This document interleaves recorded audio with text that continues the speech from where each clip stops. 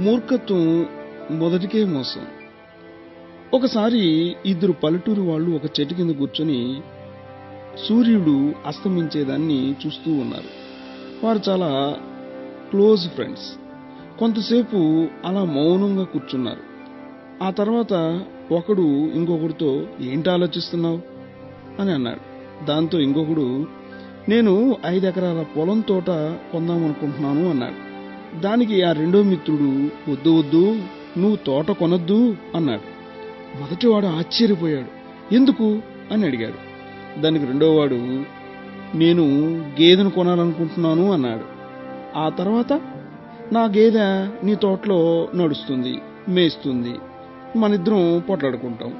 ఒకరంటే ఒకరికి అపోహలు ఏర్పడతాయి, స్నేహం దెబ్బతింటుంది, మన స్నేహం చెడిపోతుంది. అందుకే నాకిష్టం లేదు, నువ్వైతే పొలం కొనొద్దు, తోట కొనొద్దు అని చెప్పాడు. అలాగైతే నువ్వు ముందు గేదెను కొనడం మానేయి, నేను మాత్రం తోటను కొంటాను అని అన్నాడు. రెండోవాడు కుదరదు, నేనే గేదెను కొనడానికి ఎప్పుడో నిశ్చయించుకున్నాను అని అన్నాడు. మొదటివాడు నీ గేదె నా తోటలోకి ఎలా వెళ్తుంది, నేను మొత్తం కంచేసేస్తాగా అన్నాడు.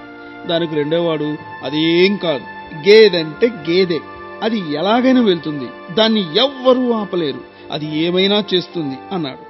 ఈ గొడవ ఎంతవరకు వెళ్ళిందంటే వాళ్ళిద్దరూ ఒకరినొకరు కాళ్ళు విరగొట్టుకునేంత వరకు వెళ్ళింది. వాళ్ళు గేదెను కొన్నదీ లేదు, పొలం కొన్నదీ లేదు, చేద్దామనుకున్నది ఏదీ జరగలేదు. బుద్ధులు మాత్రం పరుగులెట్టాయి. దాని గురించి ఇద్దరు కాళ్ళు విరగొట్టుకున్నారు. మన భయాలు కూడా అలాంటివే. భవిష్యత్తు ఇంకా రావాల్సి ఉంది, కానీ మనం దాని గురించి తీరిగ్గా కూర్చొని ఆలోచిస్తాం, అమ్మో ఏమవుతుందో అని. భవిష్యత్తు గురించి ఒకటే ఆతృత. ఈ పరుగులో మన బుద్ధులు గందరగోళంలో పడతాయి. దీన్ని బట్టి నీతి ఏంటంటే వర్తమానాన్ని చూడలేక భవిష్యత్తు గురించి ఆలోచనలతో ప్రస్తుతాన్ని నాశనం చేసుకుంటున్నాము అని. సర్వజన సుఖినో భవంతు. మీ మురళీమోహన్.